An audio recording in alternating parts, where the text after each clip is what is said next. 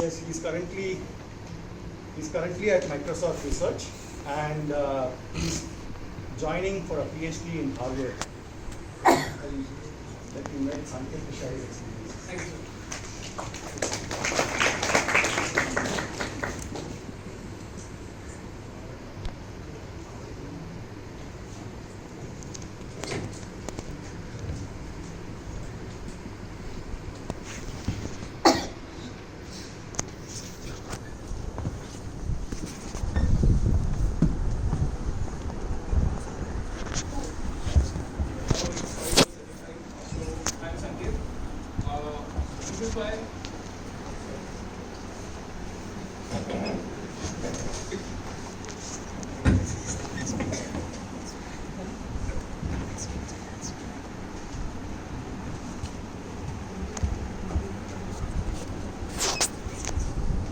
Hi, am I audible? Yeah. So this is my third Swagatham, but not as a student. So each year, I think I have had a different role. First year, I was in your place. Second year, I was sharing my experience as a first year student. And now, as an alumni, although I don't really feel as an alumni since I was working with my advisor till the end of December. So I've joined Microsoft Research in January, and I would like to tell you what IISc has to offer. I'm not here to compare institutes and guide you how to make a choice. I'm here to tell about my personal experience at IISc. Before that, I would like to give my background so that you can relate with me. So I did my diploma in computer science, and I didn't attempt JEE, IIEEE, BITS, etc. So I had a quite satisfactory mathematical foundation. And then I did my BE from Mumbai University, and not unlike good institutes like NITs and IITs. So I had already missed my first train of the top educational journey. But I think after cracking GATE exam, I had this wonderful opportunity to get into one of the top institutes in India. And with this background is what my journey started in IISc. So what were my reasons for choosing IISc? I have listed them down. Each student here may have their own reasons of choosing IISc, but these were some of my reasons. So first is IISc excels in its postgraduate studies. We don't have an undergrad program here, and all the coursework and curriculum projects, everything is designed with respect to graduate studies. So you could expect a level up here from your B.Tech background. Second is no undergrads, and this makes the classroom size smaller. You receive personalized attention. You can ask all sorts of stupid questions in the class without the fear of being judged in your courses. So I think not asking questions is more stupid here. So I asked my professors all sorts of questions because I think I realized that GPAs and other stuff is not going to matter. If I don't learn here at IISc, then this is my last opportunity to get myself acquainted with all these concepts. So they teach you everything right from grassroots level. And so here, since the advisors is dealing with less number of students as compared to IIT, who might also be swamped up with undergrads, I think I received a lot of time of my advisor. I could schedule ad hoc meetings as well with him, and I've asked him everything right from technical advices, critiques, to life decisions and stuff. So I think my advisor was able to help me with these because he works only with grad students in M.Tech and PhDs. So I think I'm very lucky to have that sort of attention received from professors here, and I think my peers would agree with this as well. I think nobody can complain that they don't receive the time of their advisor, and this is a very critical component which the importance of which you might not realize now, but you will realize eventually. And I think graduate level courses are structured in such a manner that they don't assume that you know everything right from your B.Tech, but they assume very fundamental basics that you should know. And I believe every one of you know because you've cracked GATE with wonderful colors. And they'll start right from there and then they'll level up.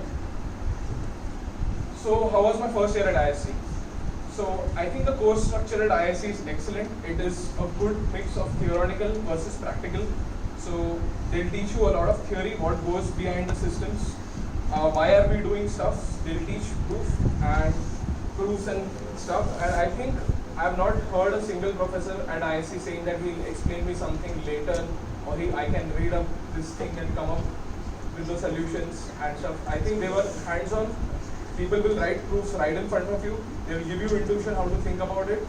And I have never seen a professor deviating from a student's doubt here. And we had all hands-on assignments. We had to build, I think, good softwares in our systems courses. So it is a good blend of theoretical versus practical courses. And as Komal explained, it is a right mixture of explore versus exploit, I would say.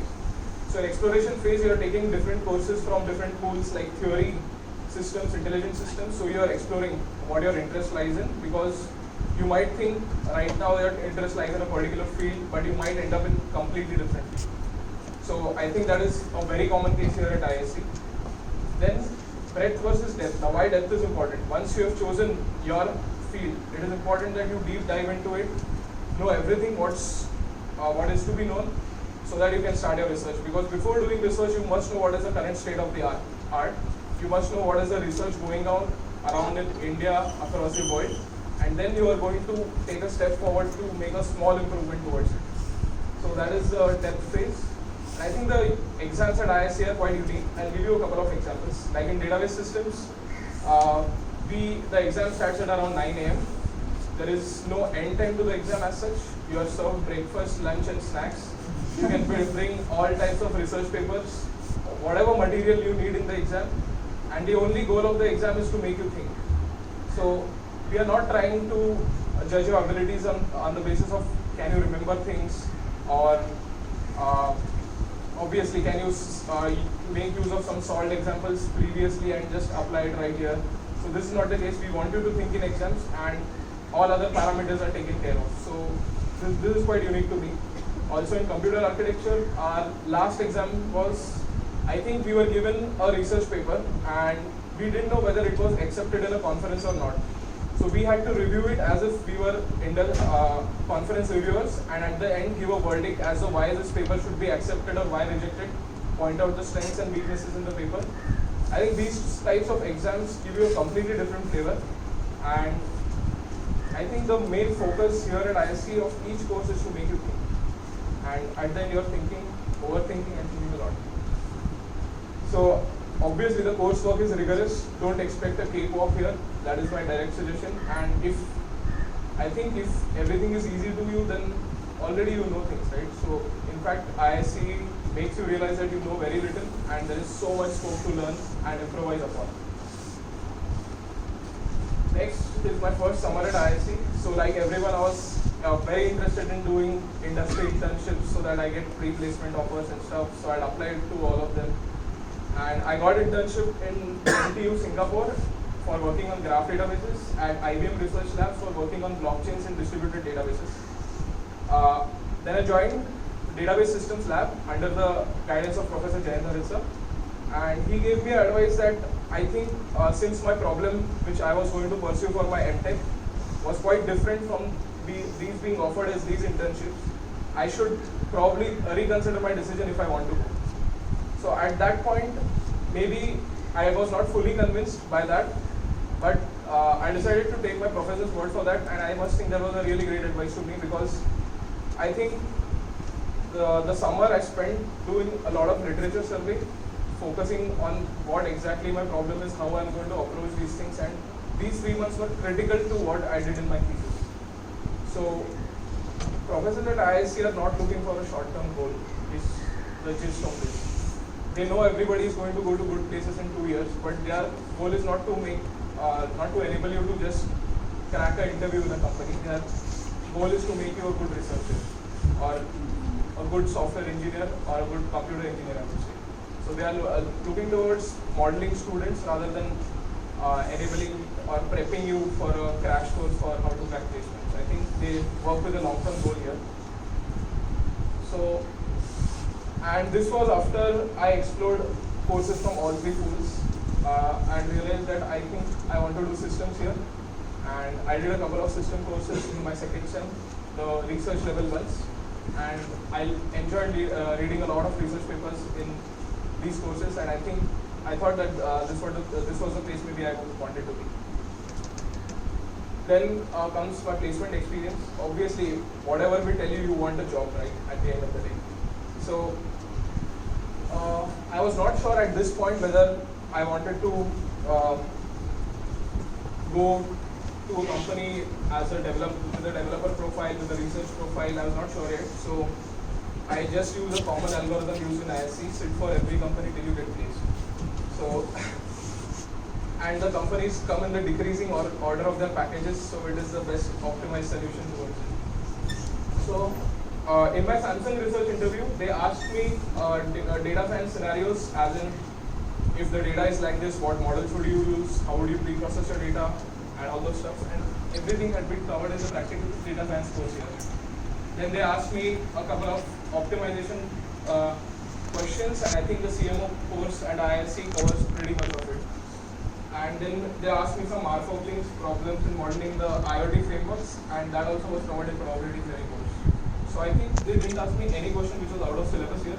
And if you have done your courses thoroughly, I don't think they will ask you any such question which comes out of syllabus kind of thing. And even if it comes, then maybe it's an open research problem. So I think I didn't get much time to prepare for the placements, and I didn't put much time into it also because I was quite confused at that time whether I really wanted to get a job or something. But everyone needs a backup in their life, so I took this offer. And then my master's thesis happened.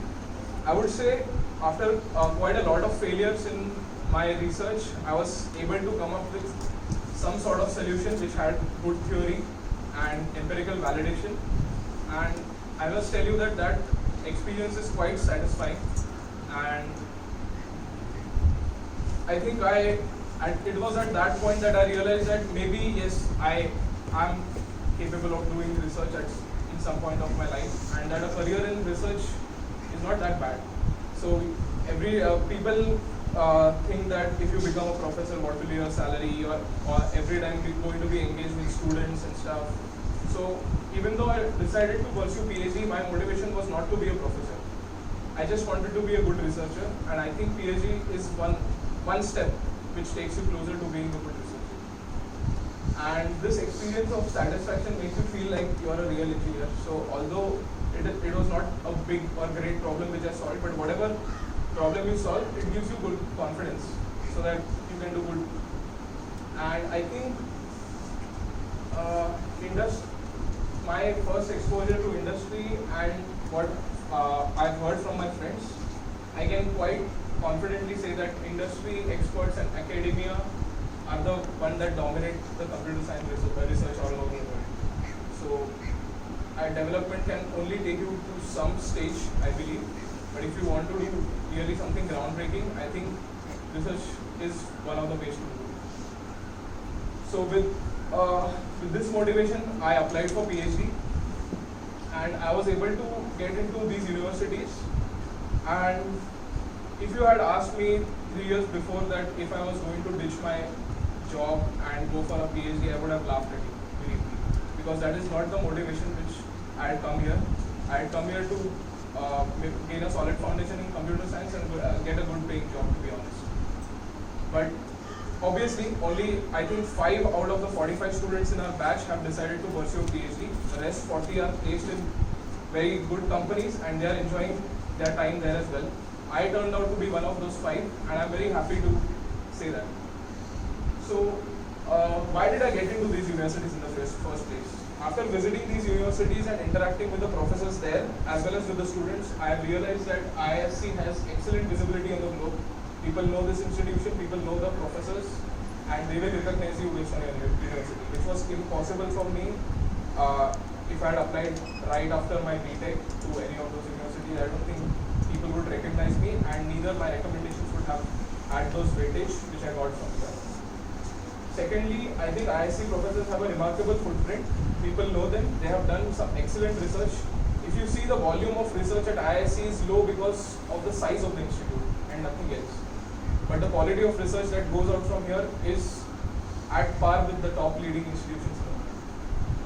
Secondly, we research on contemporary topics. So no one is here like still solving very old problems which obviously we know some of them are very hard to solve or maybe not interesting at this point of time. We are working on the latest modern topics. And this I realized because I have attended quite a lot of seminars when I visited these universities. And I don't think there was any concept which I couldn't understand or which I hadn't heard of. So the education which we get here is quite relevant, and I think we are updated coursework wise. And the last thing is coursework came to my rescue. So I'll describe a short moment on my Harvard interview. So the task was, the prof there had given me 2 research papers to read. I had to write a critical review. I had to state the future work which could be done. Then motivation, that why these problems are interesting.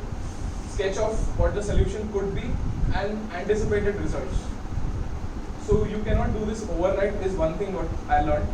And he gave me 2 weeks to do this stuff. Although the expectation was quite high, I don't think he was expecting a complete solution out of it. But what helped me do this is, I've cited some examples of the courses which I have taken.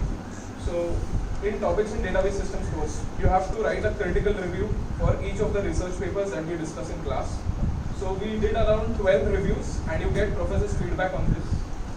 Then in topics in computer architecture, we have discussed and critiqued in detail over 10 papers in the course. And lastly, in my second semester, where I was swamped up, I think we did around 40 research papers in DBM as an architecture course. So all this hard work comes to your rescue when you have such interviews to crack. It doesn't happen overnight. You have to do all this rigorous hard work, and then only you can do this stuff. And CSA provided me an excellent, I would say, inventory, so that I could write a quite decent review, not good or best maybe, but I think it was quite convincing to him. So later, after spending so I did mention that after my M.Tech I didn't join Saxon Research. I decided that I should stay here at IISc and continue as a RA. And we tried publishing my M.Tech thesis work in a conference, and I prepared for my applications as well for applying to PhD. And then in January, I decided that maybe I should get some industrial exposure before I start a career in research. And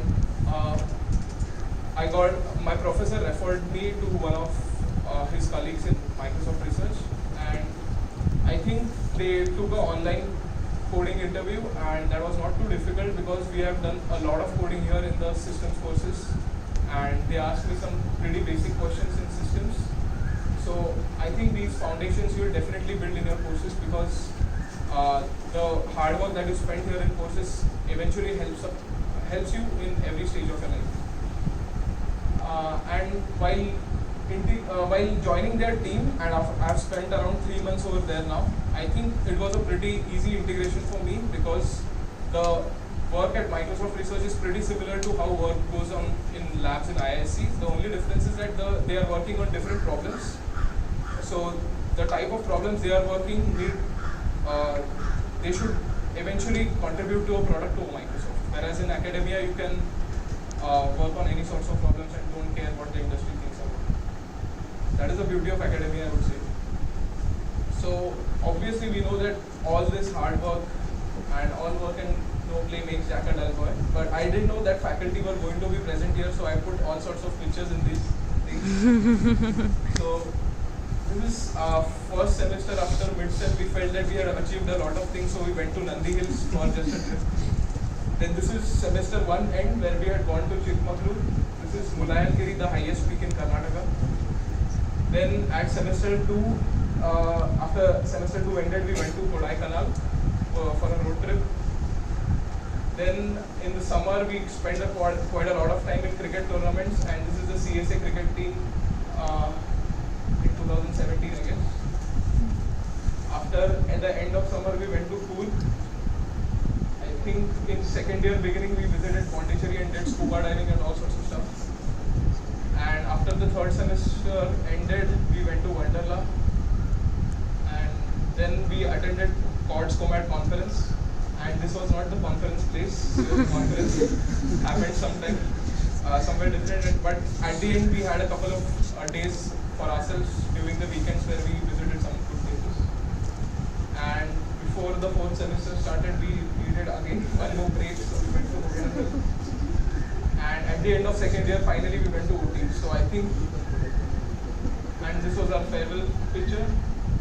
I think the conclusion would be, if you want any tips on how to plan the trips and excavations within the stipend which the government gives you, you should contact us during the dinner. Thank you.